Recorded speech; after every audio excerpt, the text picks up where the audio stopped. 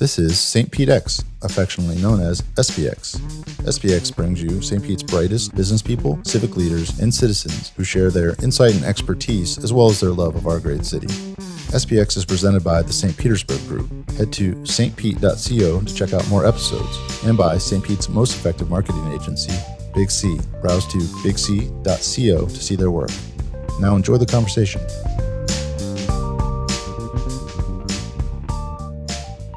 SPX welcomes Matt Spence. Matt is the Vice President of Community Impact for the Community Foundation of Tampa Bay. Matt, thank you so much for joining Joe and I. Thank you for having me. I'm excited that I get both of you at the same time. We have to select the guests that require 2-on-1 situation. We might need backup. We have some people waiting outside.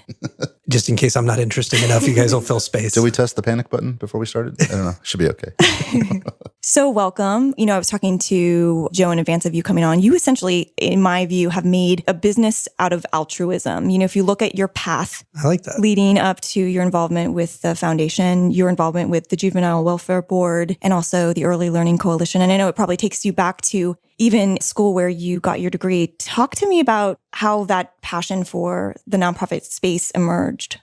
I grew up in a house where my mom was a teacher and my dad worked at the Juvenile Welfare Board. He, for 25 years, I was hearing about Child's Park and Enterprise Village and Pinellas Village and all the challenges that kids who didn't have the same kind of upbringing I had were facing. And, my dad made it his life's work to make sure that those kids had the same opportunities that my sister and I had.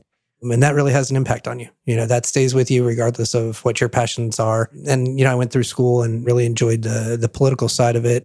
Ended up in Iowa on a presidential campaign. I had some cool opportunities in DC, and then all that was very short-lived. And I wanted to get back down south where I could wear flip-flops more often. And so went back to school, got a master's in ed policy, and then left the political and policy world and spent time working for the Catholic Church as a youth minister. Being on the nonprofit side, working in a resource scarcity kind of environment and figuring out how to staple things together and helping kids understand the value of being part of a community, of giving back. There I had some really cool opportunities, spent some summers in Jamaica doing mission work and did some Hurricane Katrina relief work and some really, different things. And then when we moved back here to the Bay Area, we decided that we wanted a different lifestyle.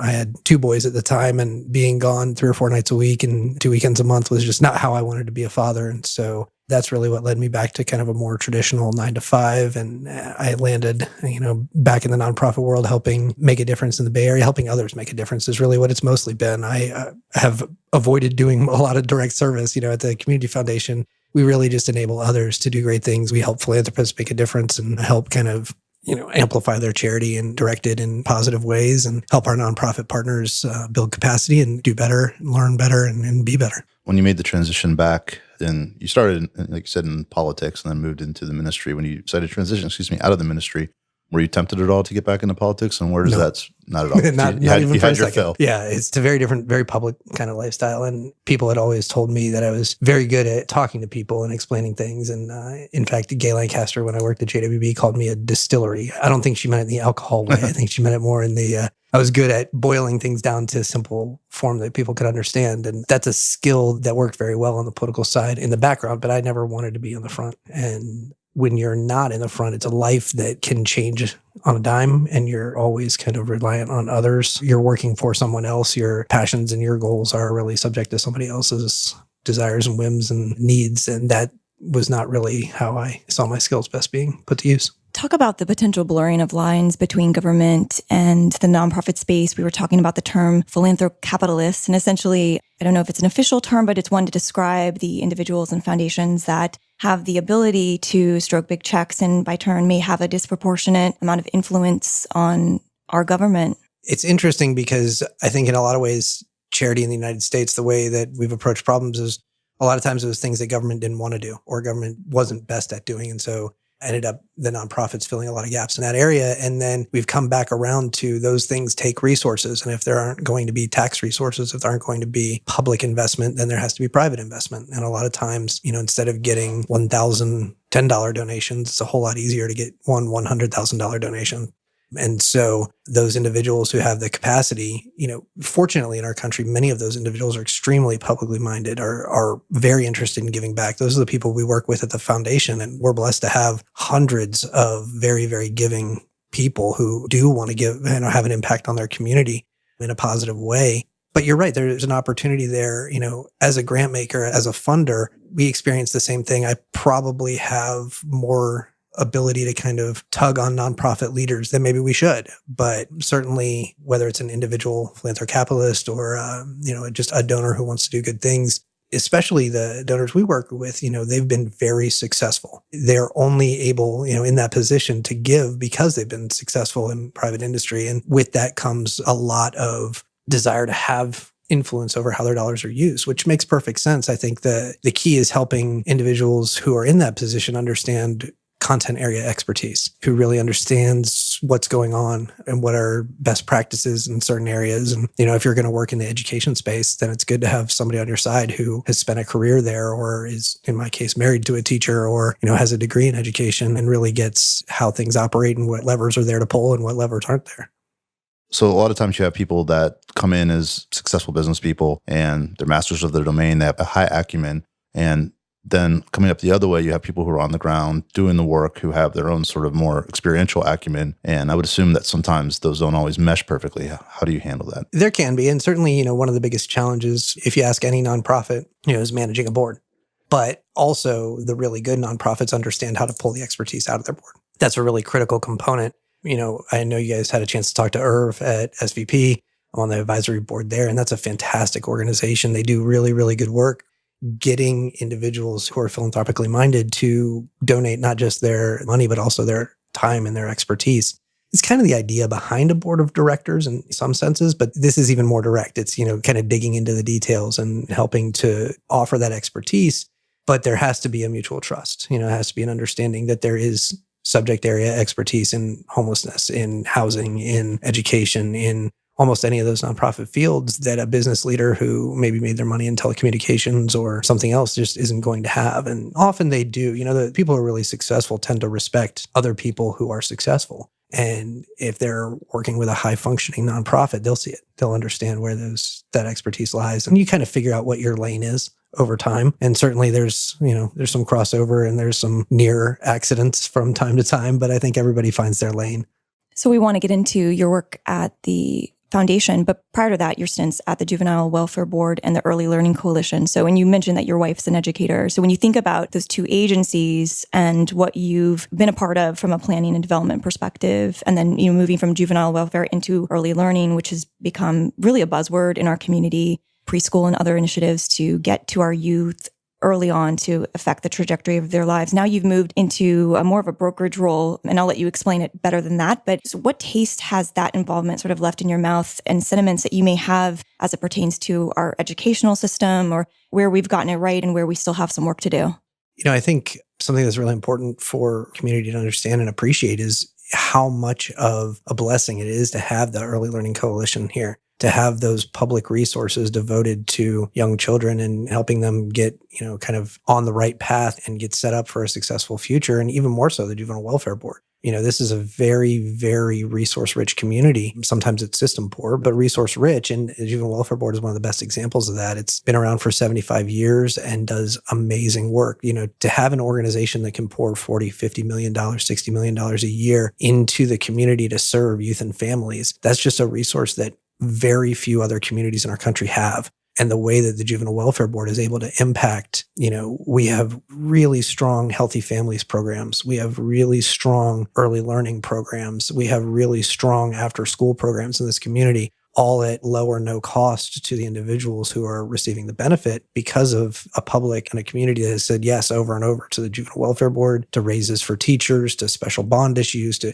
all sorts of things that Pinellas County has said, yes, we want to invest in our future. And when you look at the demographics of Pinellas County, that's not intuitive. To say this is a community that the average age is well above a lot of other places and yet still invests so heavily in its youth is really a testament to who we are as a community. As you're giving out grants, there's the traditional statistics, which are what percent of the money goes to admin versus to the intended cause. Yeah, I hate that one. Yeah, that kind of segues perfectly into the questions. What are the things that matter to you? Maybe they're not as traditional or well known as the big ticket stats that you think make a good nonprofit for you. Yeah, I think when the Community Foundation was creating the position that I now employ or I now sit in, they were very careful about the wording of it. My title is Vice President of Community Impact. And I take that very seriously. I take that as my charge. The idea is I don't really care if it takes 6% overhead or 26% overhead. If the results for the clients, for the kids, for the elderly, for the veterans, whoever it is you're serving,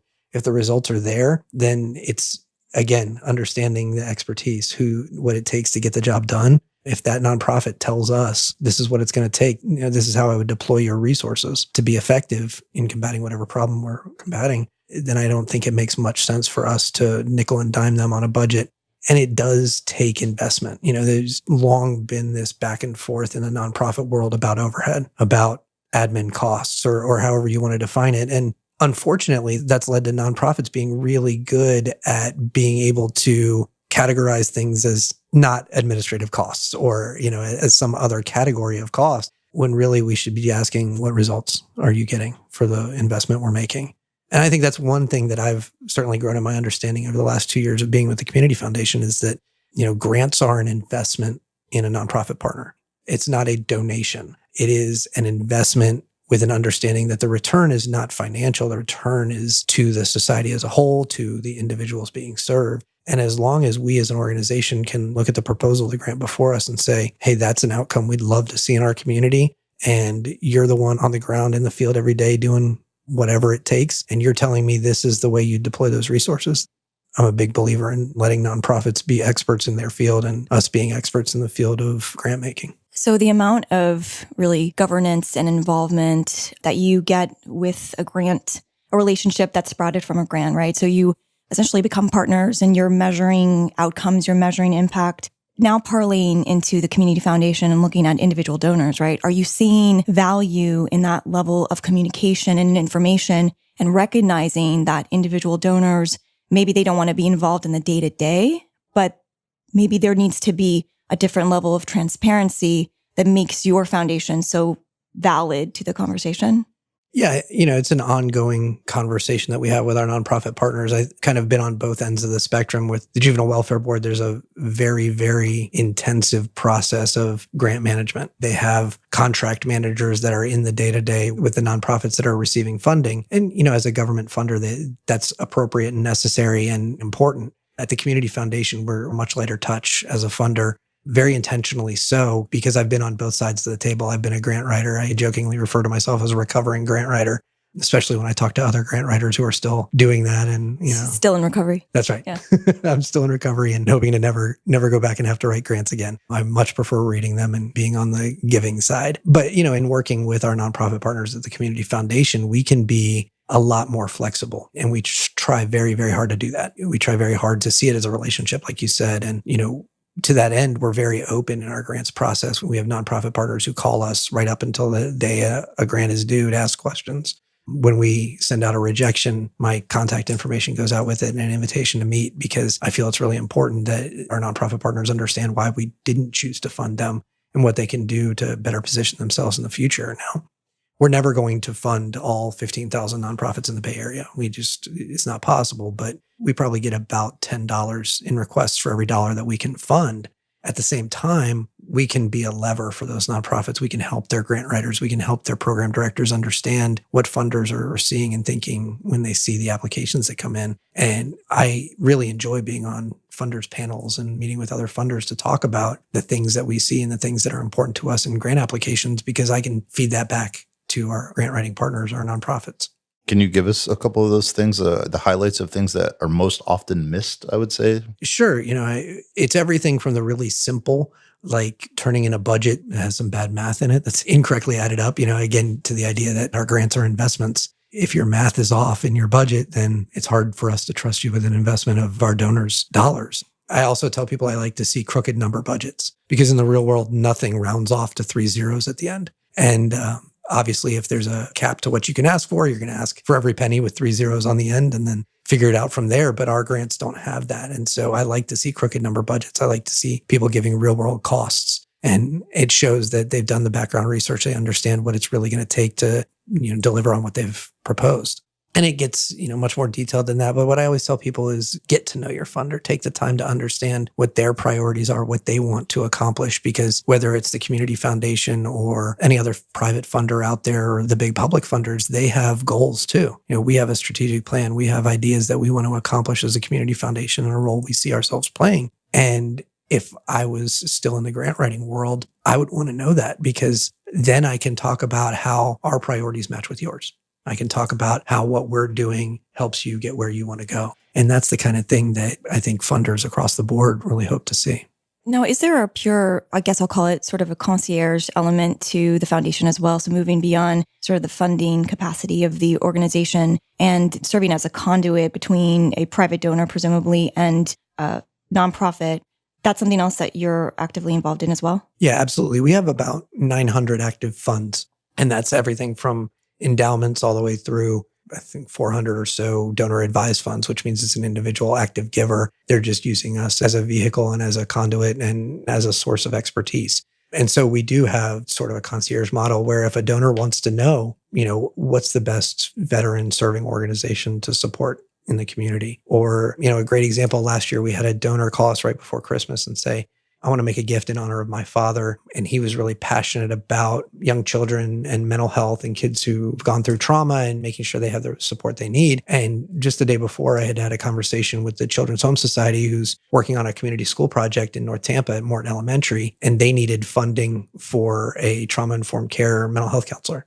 And so it was kind of a perfect connection where I could turn to the donor and say, yeah, absolutely. Here's a project that's in front of us that, hasn't even worked its way through our grants process, but it's a great idea. It fits with, what your goals are as a philanthropist, and it really serves a big community need. So a follow-up on that, when you think about a typical philanthropic relationship, the assumption can be made that the donor has some type of established relationship with a nonprofit. And those types of conversations around legacy gifts and endowment happen very directly. And what you're introducing is sort of probably the ultimate overhead in terms of administrative involvement, right? So what is missing from those conversations that is inspiring these donors to sort of circumvent the nonprofit and come to you? This is where your background in a really strong nonprofit gives you kind of a different perspective, because there are a lot of nonprofits out there that don't have the ability to have legacy giving conversations with their individual donors, that don't have these long-term relationships with donors that they know that they can plan together what the future looks like. In fact, quite a few of our relationships start with a professional advisor, whether that's a wealth manager or an estate planner or an estate attorney or a financial advisor. We actually have people who work just specifically on those types of relationships, because a lot of conversations happen when people are planning their estate, right? And there's typically not a nonprofit in the room for that conversation. A lot of plans, more often than you would think, people are planning donations to organizations that don't know that they're out there or don't know they have the level of resources they do to support the work. And so we are kind of halfway in between that, right? We get to be much more involved with our donors. Our CEO, Marlene Spalton, loves to joke back and forth with me about who has the better job. I love the fact that I just get to give away money and I never have to ask anybody for money. But she loves the conversation with our individual donors because she sees it as a win-win. She sees it as this is going to help the nonprofit community. It's going to help the clients that they serve, but also it's the donor being able to leave a legacy, to be able to create something that lives beyond themselves. And that's the key element of what we do. We're designed to be the experts on giving. The back of my business card says inspired giving. And we really try to fill that role and be that go-between or that conduit for individuals, family foundations, corporations who either don't have the personal expertise or don't have the time to build it. That's where we come in and help guide their giving.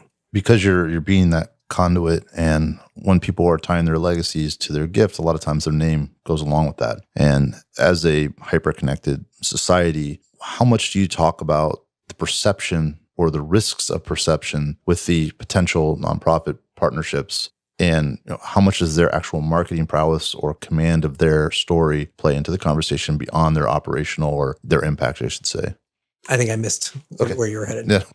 You're helping people tie their name to something, potentially. And then with sort of our gotcha economy, one bad story, right. Call it the Kevin Spacey effect, right? Right. That can... If you have the Spacey Center at your... Exactly, right. At your nonprofit, then... And so sort of nowadays, media prowess, whether it be strong marketing versus sloppy marketing, or the topic could potentially be at risk if it's tied to other subject matter where there's bad stories. Right. So does perception play into your conversation at all? I mean, usually we stay out of that level of detail of the conversation where we kind of play matchmaker. Sure. But when we are talking with individual donors, a lot of times the value behind what we do is that we were built from the community. Our staff is comprised of members of the community. We have regional councils, including a Pinellas council here that meets in St. Pete. And we can always have a pulse on what the needs are of the community for the long term. And so because so much of our resources are in endowments, it makes a lot more sense for donors to move in that direction if they're talking about big gifts, because 20 years from now, 30 years from now, the need might be very, very different. And so putting your resources in the community foundation and trusting that our work will really always have a pulse on what the needs are today. That's one way to look at it. But I hear your question about marketing and the nonprofit side. You've never had a negative experience where you've put a donor in touch with a group, the group's had some sort of a PR issue, and that's reflected back where the donors come to you and said, you've put me at risk, you've hurt my legacy because of this, even though you had nothing to do with it. But sometimes you just get a sense for which leadership is more volatile, right? Who's more outspoken, and knowing the temperament of the donor to the risk for public backlash. Fortunately, we don't, not that I can remember anyway, have had a situation like that, but I can certainly think of some, several years ago, Wounded Warrior Project, for example, got into some trouble because of people's perception of how they were spending their money. And, we certainly support organizations like that. And, to go back to your conversation with Irv, again, one of the things that he talks about all the time is, in venture capital. And I think philanthropy is similar in a lot of ways. Often you're betting on the jockey and not the horse, which is one of the reasons why one of the programs that the Community Foundation actually sponsors that, we don't run any nonprofit programming, but we do bring CEOs together, and we have our founding CEO and a consultant that we work very closely with, work with 20 CEOs every year from nonprofits to help them kind of strengthen their approach to the work and really build their capacity. And we're now I think we're finishing up class 6. So that's over 100 leaders of our community, leaders of our nonprofit world that have really gained a lot of value from that kind of support through the Community Foundation. Since you've brought Irv up twice, I would be remiss if I didn't pitch or give a plug for, the fast pitch competition that Social Venture Partners is. December 1st. December 1st, yeah. This will probably air after that. It was great. It was loved awesome. it. It was a fantastic event. Some of those companies and so much good work was done there. And man, I was just proud to be part of it. So we were proud to sponsor it, and we'll be judging one of the judges, and God, one of the best days of my life. So the accelerator is going on right now, though, and that I can tell a little bit about. There are 13 nonprofits, everything from 2 students that were working on a student government budget at USF, all the way up to a very large nonprofit in our community who are trying to build in earned income through social enterprise. And we're helping them. SVP is activating its partners and other relationships in the community to build that skill set. And a lot of nonprofits don't have that. I'm personally very passionate about social enterprise and helping nonprofits, build earned income opportunities into their model. It's a buzzword now. It's been around a couple of years, people think, but in reality, it's as old as Girl Scout cookies, right? It's been around 100 years. Yeah. That's something Irv and I have been talking a lot about offline. And, the traditional model is when you have the Arts Alliance does a class, and there are other organizations that try to teach artists or other nonprofits how to use their skills to be better business people. And man, I just feel like it's just a competitive world, and that's a big hill to climb, right? And so we talked often about building an organization that does it for them, right? And I know there are some variations of that out there, but I think that could have some legs to be a place where people can plug in, and then of course you get value add with the philanthropic aspect of it, which just makes it easier to make the business a success, but do it for them instead of trying to teach them to do it. There's a lot of layers to it. A lot of the successful social enterprises around the country tend to be employment focused. So helping individuals with barriers to employment build that skill set while gaining, meaningful work experience. And at the same time, you can go for government contracts. You can do, there's a nonprofit in LA that has street beautification for a whole bunch of different districts. And they use that as a way to teach employment skills for their clients who are coming out of prison or jail. There are all sorts of different ways in which social enterprise can be employed. But you're right, there's pieces of it that don't make sense for every nonprofit to try to build on their own. And that's always been true. If there's an aggregator out there where, nonprofits can have access to some high level expertise to people like yourself and others around here that really know what they're doing in the marketing space, really know what they're doing in terms of, a lot of other areas where, back end finance, things like that, where especially for the young and small nonprofits, they just don't have the capacity to hire a really talented marketing person or a CFO with a level of expertise for the complications that they're dealing with. I should note that when you're talking about a really talented marketing person, you're just making direct eye contact with Joe. And I'm sitting right here, right in front of you. I'm sorry, I will turn and direct this. A very, very talented marketing people. Wow, Matt. I only got 3 berries. You saved the 4 berries for you. That's right. That's, just want to make sure that evenly spread my praise. Thank you. I was keeping track. So when you talk about social enterprise, was that one of the catalysts to the Big Idea grant where you looked for synergistic efforts or synergistic opportunities with some of the smaller nonprofits? I think it was a $50,000 gift or multiple $50,000 gifts. Great marketers never use the word synergy, just for the record. Great marketers highlight programs that their guests are working on. Tell us about that. So the Big Idea grant actually existed before my time at the Community Foundation, and last year's grant was focused on social enterprise, but we change the topic every year. We are doing some other things around social enterprise this year. We're partnering with the Greenhouse down here in St. Pete, and soon we'll be unveiling a nonprofit social enterprise course that builds on their small business development expertise. We're looking at seeing how we can partner with, the startup community and thinking of other ways to help our nonprofit partners develop that social enterprise expertise. But last year, just so we can brag for a minute, we had a really fantastic competition around social enterprise. Our Big Idea grants won $50,000 grant. And we had 3 great finalists, but more than that, we had 30 or 40 nonprofits thinking through what they could do to build earned income into their model, into their work. And, only one of them walked away with $50,000. But pretty soon you're going to see construction of tiny houses here in St. Pete at Pinellas Technical College in partnership with the Ex-Offender Reentry Coalition. They won the competition last year, and they're going to employ ex-offenders, give them construction and trade skills while they're building tiny houses for us to sell, and then pour the profits back into the mission of Ex-Offender Reentry Organization. So speaking of your time at the foundation, I want to talk to you about Give Day Tampa Bay, and I want to talk about the infamous crash of 2016 for Give Day Tampa Bay. Can we talk about the good of 2015 or 17? So I will say this, Give Day Tampa Bay, it's really like Christmas for a lot of nonprofits. It happens every year. It's reliable, and I joke, but the amount of involvement and enthusiasm around this day is pretty profound. You could probably explain it better. Sure. And I mentioned the infamous crash because our perception, or at least I think some of the public's perception when it was happening, it was really due to demand. Like there was a potential load balancing issue as the community was using that day and your platform to make a gift. There are a couple of things, and I'll definitely come back to 2016 because you're always a little hesitant when you become a case study. But in this case, we became a good crisis communication case study. But, the idea of Give Day is to allow smaller nonprofits or even, kind of any size nonprofits to have everybody draw attention to the good work being done in the community on one day, to drive everybody to our Give Day website, which is really a series of 600 other websites where people can give right online directly to the nonprofits they love.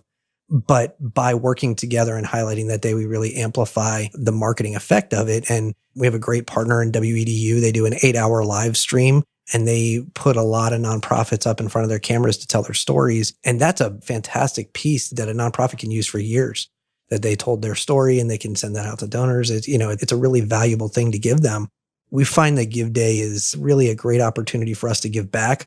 We actually don't make money off of Give Day at all. It's less about us as an organization than providing an opportunity for our nonprofit partners to highlight what they do.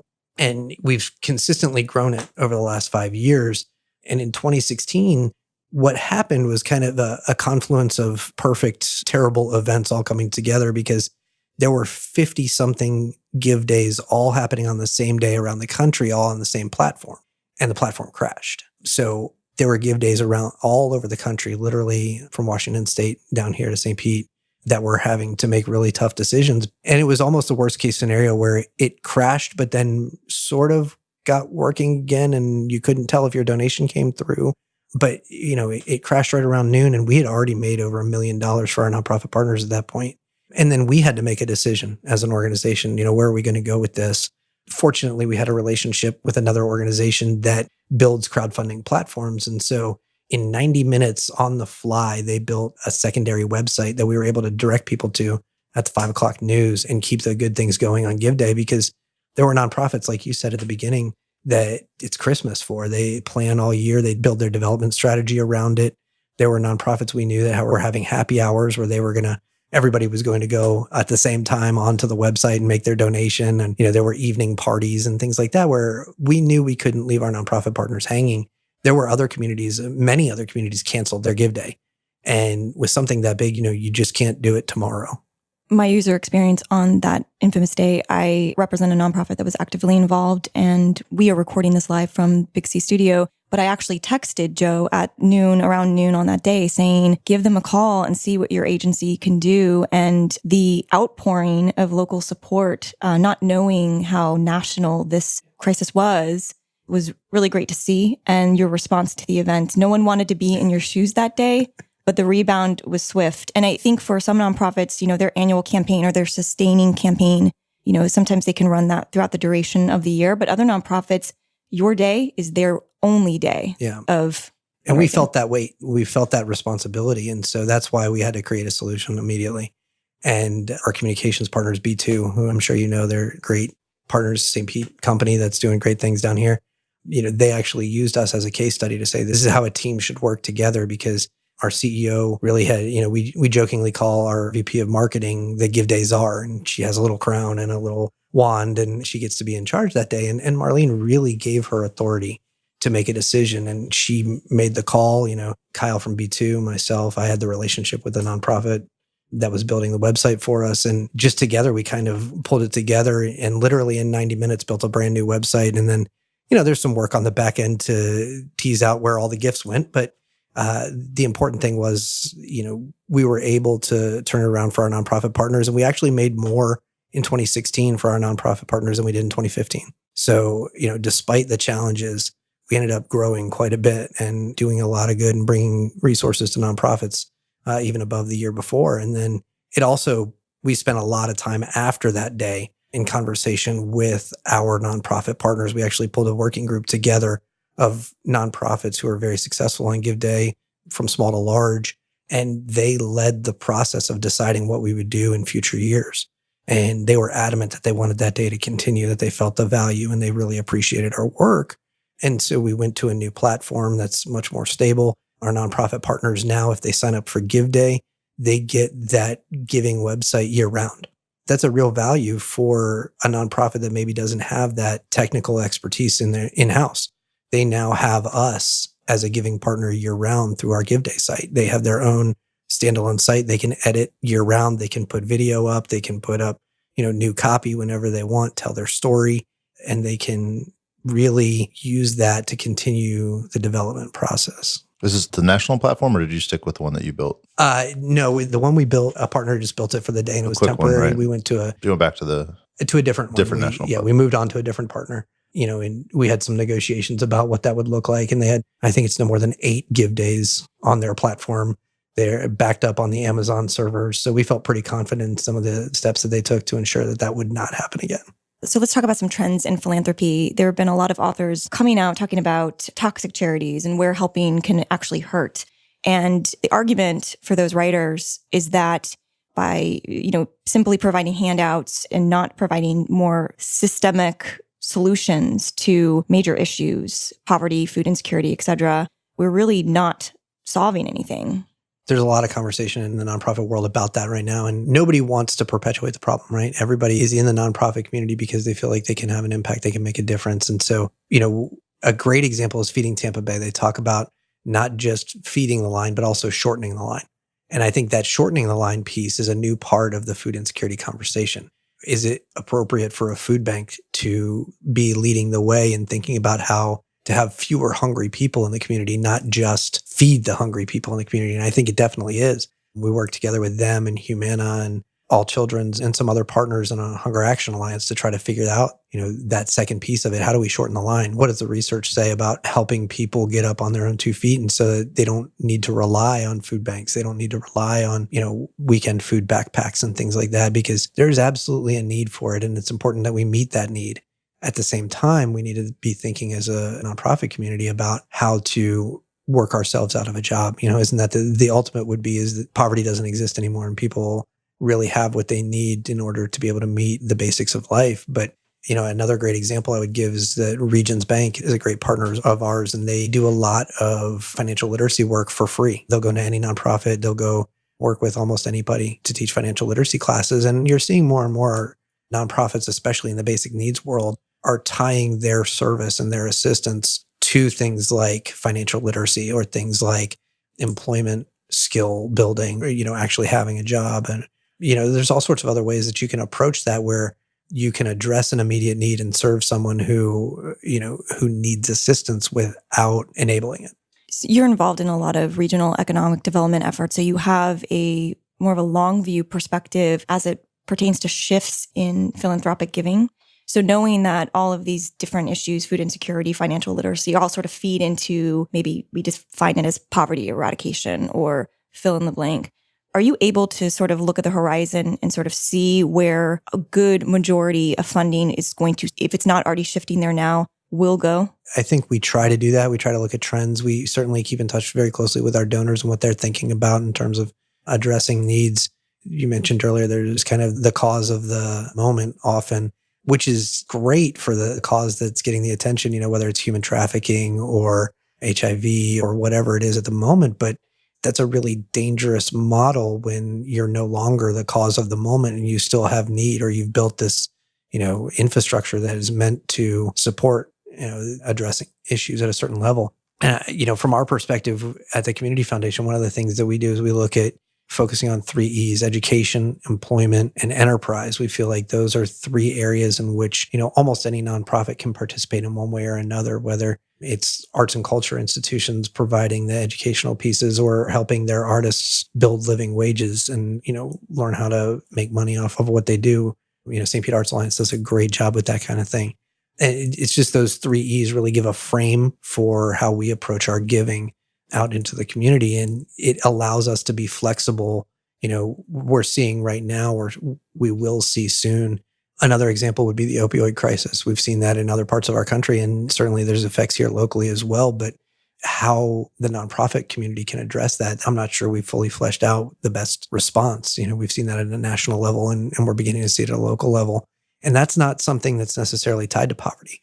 So poverty alleviation can do a lot of really good things. And we have some great efforts going on in St. Petersburg around that.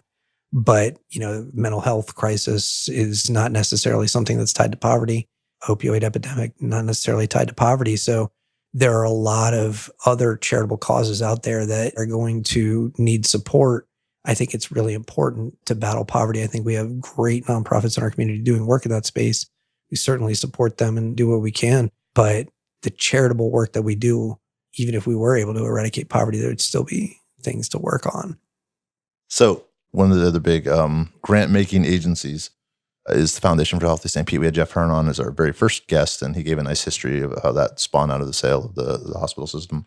How do you guys play together? We play really well together in the sandbox. I think, a health conversion foundation is a fantastic thing. It's $170 million that will continue to spin off $7 or $8 or $9 million a year to support important activities in St. Petersburg and specifically south of Ulmerton in the footprint of Bayfront.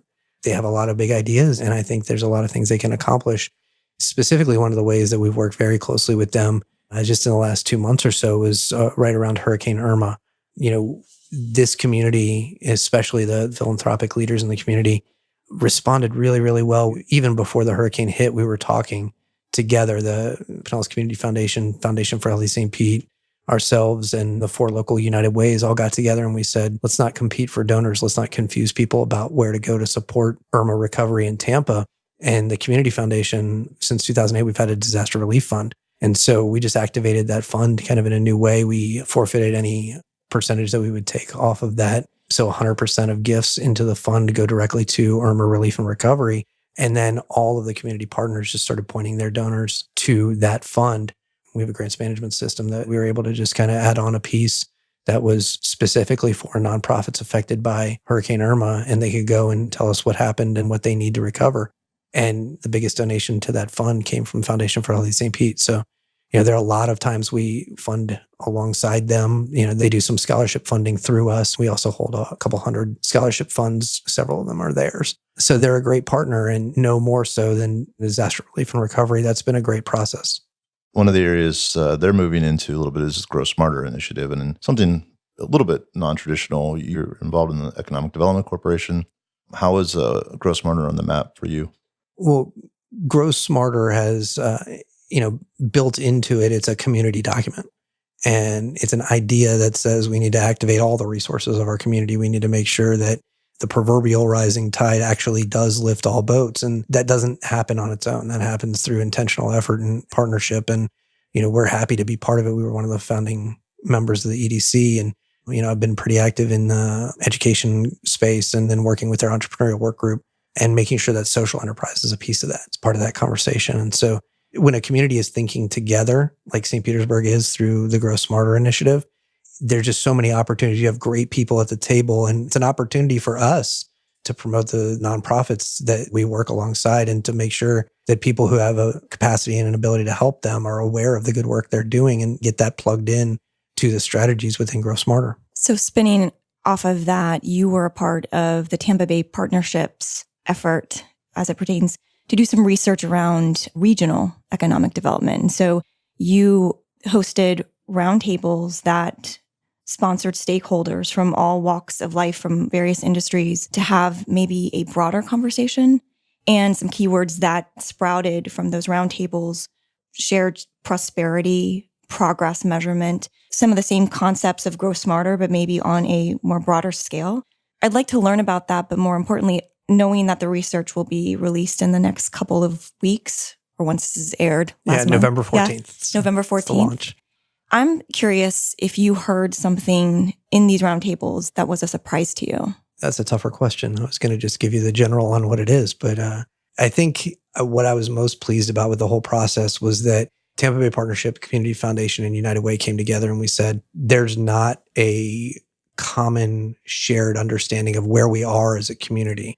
So if we don't know where we are, it's really hard to build a roadmap of where you want to go if you don't know what the starting point is. And so we worked together very closely with their team to build this regional indicators project. And we looked at some best practices around the country. And then even more importantly, as you said, we engaged our local community, our local expertise. And so we knew we were going to have indicators around education instead of, three of us sitting in a room and saying, let's look at third grade reading because that's what research says. We actually went and we brought the school districts in, we brought in the private education partners, we brought in after school partners, and we said, what is it that you look at to measure your success?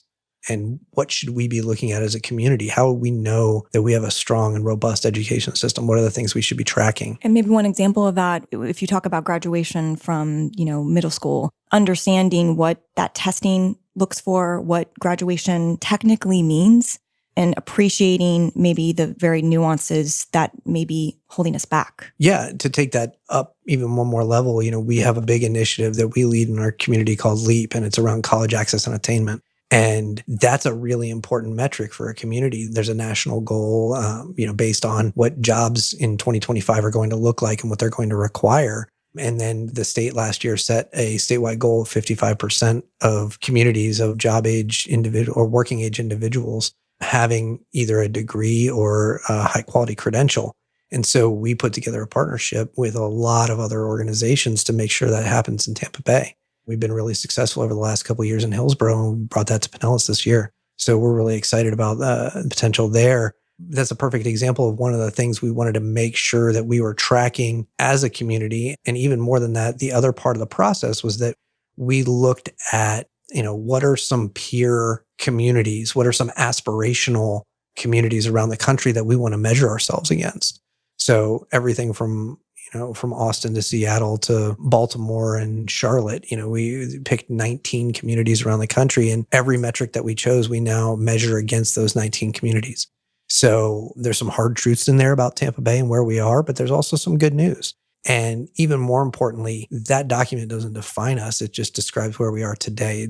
It's a still photo, but it allows us to paint a picture of the future and look at, if we have some really coordinated efforts around these certain metrics, then we can see our community moving up those scales and passing competitor communities. We'll go ahead and add that document to your show notes so our listeners can check that out. But so nothing really surprised you, though. It was pretty rudimentary, or at least expected sentiment around education and transportation and what have you. I was actually surprised, and we have somebody on our staff who just moved here from Seattle recently, and he laughs at us when we think that we have traffic problems. And I was surprised that he was right, that we actually fare pretty well as a community when it comes to commute and it comes to walk score and things like that, we see transportation as a huge issue. My leadership Pinellas class, 39 out of the 40 people named that as the biggest issue in the community. But, everybody struggles with that. I think it was something that surprised me a little bit. Certainly we're not where we need to be. We don't have the kind of mass transit that we'd like to see. Having worked in DC, having been in other communities where they do have it, I understand the possibilities that exist once you do have it. But at the same time, I think I'm someone who crosses a bridge every day, and I think we do overestimate the challenge that we have with transportation as it compares to others. We like to, as you know, since you've listened to the show, which we greatly appreciate, we like to end the show with a shout out to a person, place, or thing, otherwise known as a noun, that you think deserves more eyeballs than they're getting right now. Underserved. I'm going to cheat a little bit and name two. There's a great nonprofit, and, just like my three boys, I don't have a favorite, but this is my favorite, that actually kind of came out of some donors from the Community Foundation and some other passionate people in our community that works with kids aging out of foster care who haven't been adopted. It's called Ready for Life, and they do amazing work. There's some donors in our community who have been really supportive of them and helped them grow over the past decade. And it's personally a passion for me because when my father passed away, at his funeral, we invited people, instead of, doing flowers or anything like that, to contribute to a scholarship for kids aging out of foster care, because they just don't have the support system that those of us who, have extended families around us or have family with means. And so, I think Ready for Life deserves a lot more attention for the great work they do. They just moved to an expanded space, and there are so many great things that they have on tap, and they're serving a population that really, really needs it. And then on the individual side, I would say, we mentioned briefly earlier that there's a lot of poverty alleviation work going on, and Gypsy Gallardo and her leadership around that, and Power Broker magazine and all the other things that she's got a hand in. Gypsy is fantastic, and she's doing a lot of really good work along with a whole bunch of other people to St. Petersburg and to help people, pull themselves out of poverty. Matt Spence, keep doing good. Thank you so much for joining us today. Thanks, guys. It was a good time. I appreciate you inviting me. You've made it to the end of another great episode. For show notes, head to stpete.co to the show notes page, which includes links to all the resources mentioned in the show, as well as quotes and key insights from the show and information about the guest and the host. Thanks again to our sponsor, Big C. Head to Big C, that's BIGSEA.co to check out their work. And if you like what you heard, make sure to share this episode on social media and leave a comment. See you next time.